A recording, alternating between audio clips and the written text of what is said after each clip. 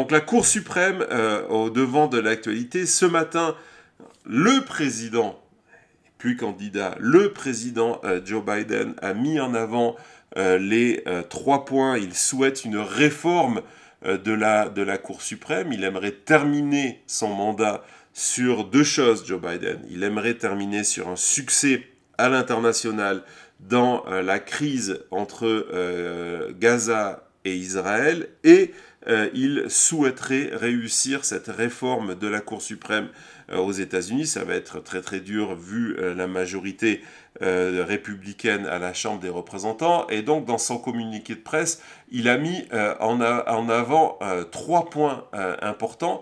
La première, c'est qu'il souhaiterait évidemment, on comprend pourquoi, remettre en avant le fait qu'il n'y a pas d'immunité possible pour les crimes commis par un président, un ancien président, lorsqu'il était au pouvoir. C'est évidemment une allusion directe à Donald Trump et à la dernière décision de la Cour suprême. Deuxième point, excusez-moi, il veut mettre une limite, donc une limite d'âge, une limite au nombre de termes que la Cour suprême peut avoir. Je vous rappelle qu'aujourd'hui, un juge de la Cour suprême est nommé à vie.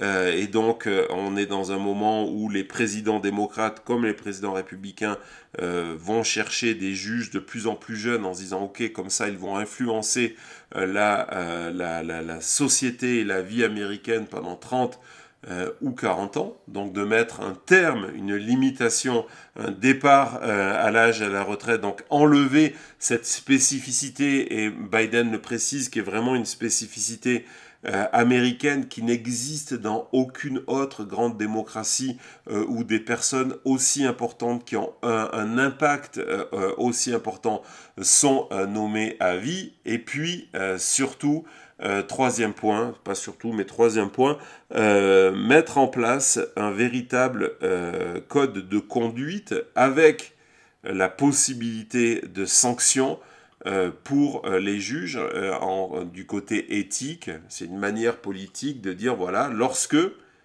Clarence Thomas, on vous salue, lorsque vous êtes corrompu, que vous avez reçu plus de 4 millions de dollars en cadeau, 4 millions de dollars en cadeau, lorsque vos vacances, chaque année, dont celles de cet été, sont payées par des milliardaires, quels qu'ils soient, là des milliardaires conservateurs républicains, que l'on puisse vous renvoyer à terme.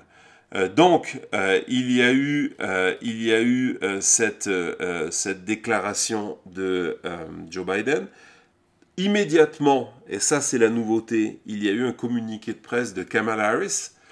Donc on va voir le communiqué de presse de Kamala Harris qui évidemment va dans le même sens. Donc on a ce communiqué sur 2 pages où elle va dans le sens des demandes déposées par Joe Biden. On va voir la deuxième page, Thomas. Voilà, et donc c'est assez intéressant comment du coup Kamala Harris, qui était assez effacé derrière Biden, comme doit l'être un vice-président, on a vécu la même chose avec Pence, du coup, réexiste sur la scène politique. Et pourquoi c'est important?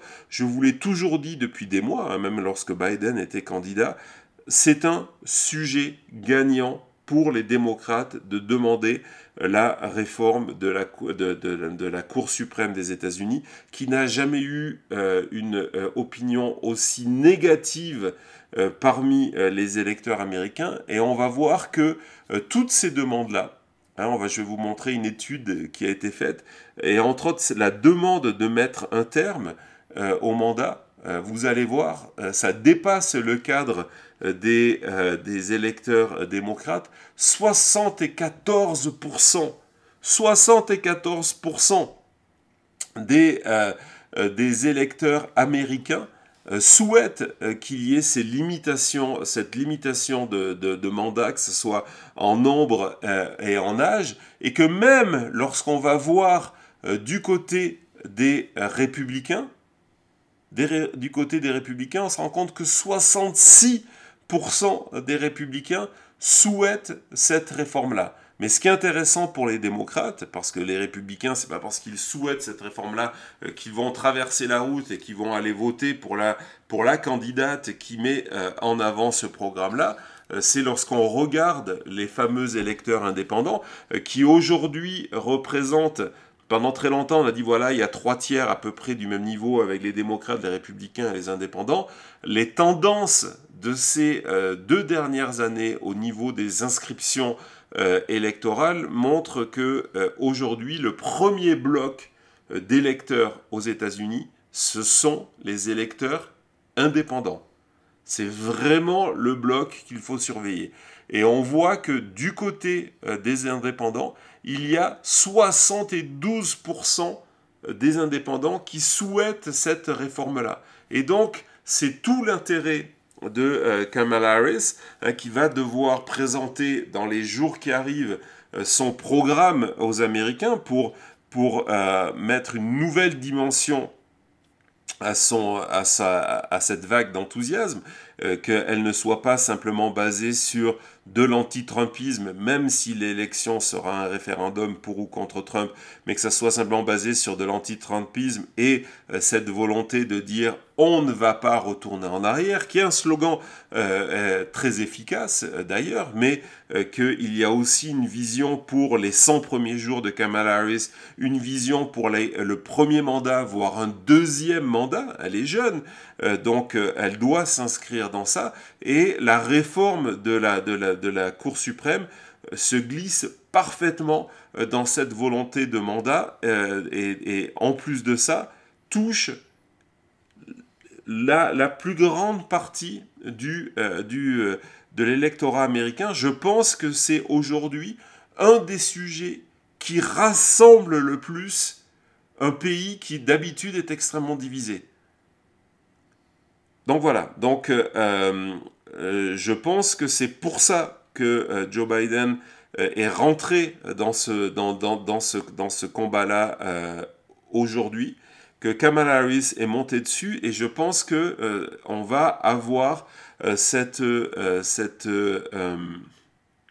thème de plus en plus développé pendant la campagne, parce que oui, d'abord c'est l'économie, oui, d'abord c'est la question de l'immigration, mais c'est aussi un thème extrêmement important. Allez, on fait une petite pause et puis on se retrouve avec notre dossier du jour. Donald Trump va-t-il virer? Virer pourquoi? C'est un hommage forcément au succès de Donald Trump qui, au moment de The Apprentice, terminait ses émissions de son célèbre You're fired, vous êtes viré. Donc Donald Trump va-t-il virer J.D. Vance, ses dauphins et ses canapés? On en parle tout de suite après.